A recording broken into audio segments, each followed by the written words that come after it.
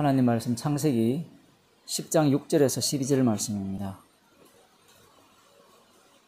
함의 아들은 구스와 미스라임과 북과 가나안이요 구스의 아들은 스바와 하일라와 삽다와 라마와 삽드가요 라마의 아들은 스바와 드단이며 구스가 또 리므롯을 낳았으니 이는 세상에 처음 영걸이라. 그가 여호와 앞에서 특이한 사냥꾼이 되었으므로 속담에 이르기를 아문은 여호와 앞에 니므롯 같은 특이한 사냥꾼이로다 하더라. 그의 나라는 시날 땅의 바벨과 에렉과 악각과 갈레에서 시작되었으며 그가 그 땅에서 아수르로 나아가 느네와 로보딜과 갈라와 및 느네와 갈라 사이의 레센 이는 큰 성이라. 레센을 건축하였으며. 아멘. 오늘 본문에 보면 함의 아들, 네 아들이 등장합니다. 그 중에 오늘 우리들이 살펴볼 말씀은 함의 아들 중 구스의 자손들을 살펴보도록 하겠습니다. 노아가 함을 저주한 것이 아니었죠. 가나안을 저주했습니다. 성경에 보면, 그럼 문자대로 보면 네 아들이 있는데 가나안만 저주를 받았고 나머지 세 아들은 저주에 해당되지 않는다, 이렇게 생각할지 모르지만 대표자들입니다. 대표자. 가나안은 대표자예요. 저주받은 자의 대표자라고 우리가 성경에서 그렇게 이해를 해야 돼요. 따라서 나머지 아들들도 다 저주를 받았습니다. 그런데 저주를 받았다면 그 아들들의 인생이, 삶이 어떠해야 되는가? 그것은 알 수도 없는 이 코로나 잠복자를 뭐라고 이야기합니까? 깜깜이라고 하죠. 나는 늘 손도 씻고 사람 모이는 건데 가지도 않았는데 걸려서 죽었어요. 병들어서. 그렇게 되어야만 이 저주받은 자답게 쟤는 저주받았어, 이렇게 말을 할 수 있는데, 이 구스의 아들들을 보게 되면 놀랍습니다. 축복이란 축복은 다 받은 것 같아요. 어떤 축복을 받았느냐 보게 되면 그 아들 니므롯이 등장합니다. 잘 들으세요. 니므롯은 어떤 사람인가 하면 성경에 보게 되면 그는 세상의 처음 영걸이라 이렇게 표현하죠. 이 처음이라는 말이 창세기에 여러 번 등장하는데 그 처음으로 여호와의 이름을 불렀더라. 창세기 5장이니까 4장 끝부분에 그렇게 나오죠. 셋의 자손들이 처음으로 여호와의 이름을 불렀더라. 여기도 보면 세상의 처음 영걸이라 이렇게 표현합니다. 그 영걸이라는 것은 영웅호걸이라는 뜻인데, 영웅호걸이라는 것은 무협소설이나 삼국지를 봐도 마찬가지지만 힘이 세야 됩니다. 칼싸움을 잘해야 되죠. 여기에서 보면, 뒤에 보면 특이한 사냥꾼, 이 특이하다는 말은 아주 용맹스러운 힘센 사냥꾼이다라는 의미를 갖고 있거든요. 힘세고 용맹스럽다라고 할 때는 싸움을 잘한다는 의미를 이렇게 내포하고 있다고 볼 수 있습니다. 이 구스가 낳은 니므롯을 세상의 처음 영걸이라 이렇게 표현하잖아요. 그 영걸의 그 내용을 들여다보니까 특이한 사냥꾼, 힘센 사냥꾼, 달리 표현하면 싸움을 굉장히 잘하는 날쌘 사람, 이렇게 볼 수 있잖아요. 이런 이야기를 할 때 누가 떠오릅니까? 라멕이 떠오르죠. 라멕은 그러면 영웅이 아니었느냐? 힘센 사람이 아니었느냐? 누가 봐도 힘센 사람이었죠. 그런데 왜 이 본문에서는 그는 세상의 처음 영걸이라 이렇게 표현할까요? 달라요. 라멕과 달라요. 라멕과 니므롯의 차이는 어디에서 나타나는가 하면, 라멕은 자기 자신을 누구에게 견주어서 이렇게 절대 뒤지지 않는다라고 말하는 거 하면 여호와 하나님께 자기를 견주는 거예요. 가인을 죽이는 자는 벌이 7배일지인데 라멕을 건드리는 자는 벌이 77배이로다. 그러니까 자기 입으로 그 얘기를 하는 겁니다. 그런데 니므롯은 자기 입으로 얘기하지 않아요. 그래서 세상의 처음 영걸이라고 표현을 하는 거예요. 무슨 얘기인가 하면 니므롯은 자기 입으로 나 영웅이야. 나와 견줄 자는 여호와 하나님밖에 없어. 내가 여호와 하나님과 견주어도 결코 부족함이 없어. 물론 그렇게 말을 했을 수는 있는데 오늘 본문을 보게 되면 니므롯이 그렇게 말하는 게 아니에요. 누가 말하는가? 사람들이 말해요. 그 뒤에 보면 이렇게 말씀하죠. 9절에 보면 그가 여호와 앞에서 특이한 사냥꾼이 되었으므로 속담에 이르기를 아문은 여호와 앞에 니므롯 같은 특이한 사냥꾼이로다. 속담이 만들어졌어요. 그래서 만일에 힘센 사냥꾼이 발생하면 누구와 같은 사람인가 하면 그 니므롯 같은 여호와 앞에 니므롯 같은 특이한 사냥꾼이다. 그런 말이 만들어질 정도예요. 이 얘기가 어떤 의미인가 하면 니므롯이 얼마나 용맹스럽고 힘이 세었는가, 싸움을 잘하고 사냥을 잘했는가 라고 보게 되면 여호와와 견주어 봐도 부족함이 없는 겁니다.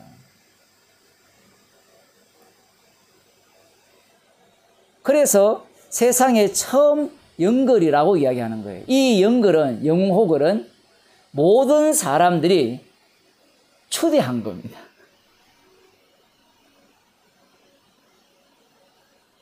그리고 누가 봐도 저 사람은 모델 케이스가 돼요. 여기에서 재밌는 표현이 그는 세상에 처음 영걸이라 표현했죠. 처음 영걸이 등장했으니까 둘째 영걸이 등장할 거고 셋째 영걸이 등장한다는 것을 지금 내포하고 있는 겁니다. 그 둘째, 셋째는 다 모두가 다 어떻게 표현되어지는가라고 할 때는 누구는 그 둘째는 여호와 앞에 니므롯 같은 특이한 사냥꾼이로다. 셋째는 여호와 앞에 니므롯 같은 특이한 사냥꾼이로다. 이 별명이 계속 붙는 거예요. 그런데 여기에서 이 많은 주위에 있는 사람들이 이 니므롯을 누구와 계속 비교하고 있어요? 여호와와 비교하고 있어요. 여호와의 면전이라는 표현인데 여호와의 면전은 나중에 보면 여호와의 얼굴이라고 해서 진노의 얼굴이거든요. 그 진노의 얼굴과 맞붙어도 이길 수 있는 그러한 어떤 강력한 힘을 소유한 니므롯이라는 얘기입니다. 이 니므롯이 어디에 살아요? 뒤에 보면 시나ար 땅에 살죠. 거기서 이제 바벨이 나오거든요. 바벨이라는 지명은 하나님께서 언어를 갈랐을 때 바벨이라는 가르다라는 뜻이니까 거기에서 바벨이 등장하는데 이 니므롯이 사는 땅이 시나ար 땅이에요. 그래서 그 땅에 무엇이 만들어져요? 한 며칠 후에 보겠지만 11장에 보면 바벨탑을 찾는 겁니다. 이것은 모든 인간들이 마음에서 우러나온 거예요. 니므롯을 보는 순간 이 사람을 추앙해서 이 사람을 앞장세워서 한 마음과 한 뜻이 되어 여호와와 대적할 수 있다는 겁니다. 대적해도 이길 수 있다는 그러한 마음을 품고 있는 거예요. 그래서 세상에 처음 영걸인 겁니다.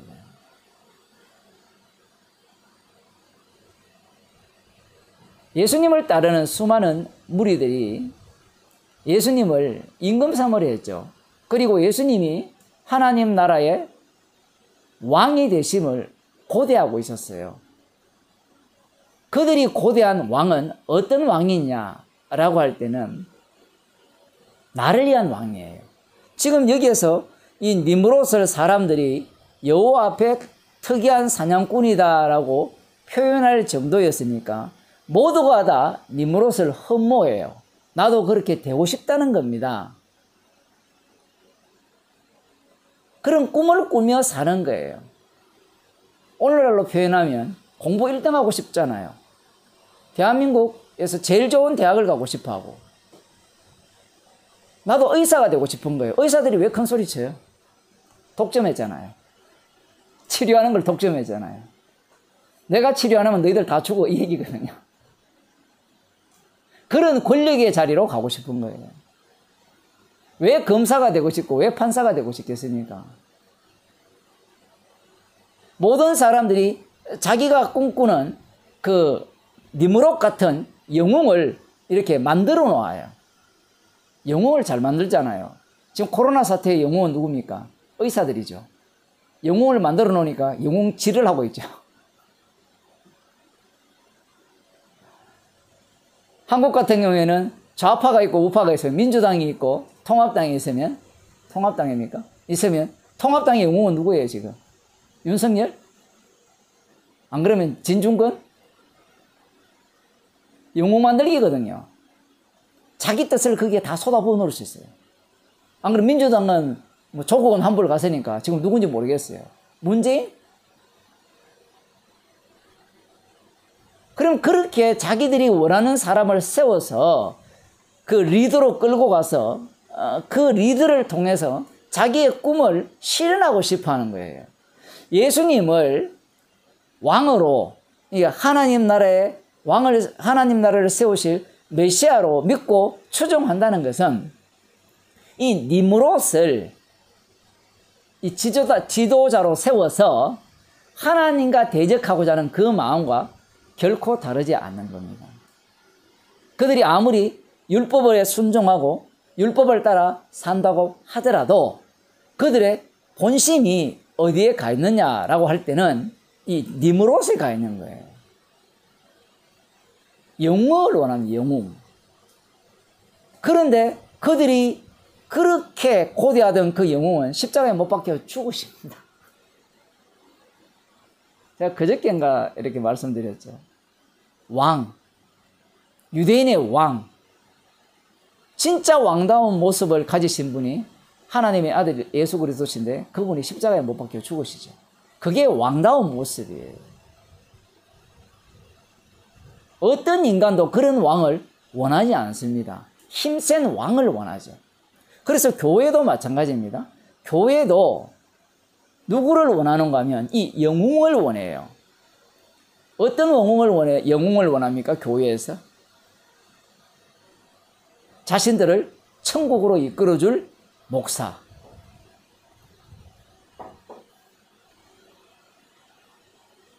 한국 교회에 한 100명도 안 돼요. 50명만 넘어도 자기 교회 목사가 다 영웅입니다. 10명이 모여도 다 자기 교회 목사를 자랑하죠. 탕자교회도 마찬가지예요. 왜 자꾸 십자가를 자랑하지 않고 이 목사를 자랑하고 그 목사를 추종하느냐라고 할 때는 이런 사고방식 때문이에요. 니무롯을 원하기 때문에 그래요. 니무롯. 신천지가 왜 그렇게 많은 사람들이 모입니까? 이 영웅을 원하거든요. 어느 인간치고 이런 마음 없는 사람이 없어요. 이만희가 내가 보혜사다 그렇게 해서 사람들이 추종하는 거 아니에요. 물론 그렇게 작당을 하지만 그 따르는 수많은 사람들이 한번 보세요. 니무롯을 라멕처럼 내가 최고야 이렇게 얘기한 게 아니라 주변 사람들이 아주 속담을 만들어요. 그 사람만 보면 야, 저 사람은 하나님 면전에서 특이한 사냥꾼이야. 힘센 사냥꾼이야. 라는 얘기가 절로 나오는 거예요. 그 마음속에 우러나오는 겁니다. 왜 그럴까요? 악마에게 덮어 쓰여서 그래요. 하나님같이 되고 싶은 그 마음이 있기 때문에 자기가 그 모습을 표현하지 못한다면 타인을 통해서 그 모습이 드러날 때 야, 저렇게 되는 것이 하나님처럼 될 수 있는 방법이구나 라고 생각해서 그 사람을 따르고 추종하는 거예요.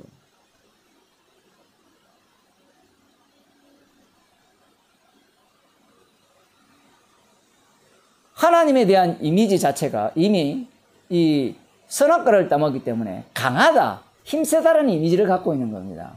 그래서 오늘날 예수님 또 그렇게 생각하는 거예요. 사람들이 교회에서 그러죠. 코로나 정부에서 이렇게 모이지 말라고 할 때 우리가 저 말을 듣지 않고 모이더라도 주님이 이런 환란에서 건지실 겁니다. 코로나 안 걸리게 할 겁니다. 백날에 오세요. 걸리게 합니다.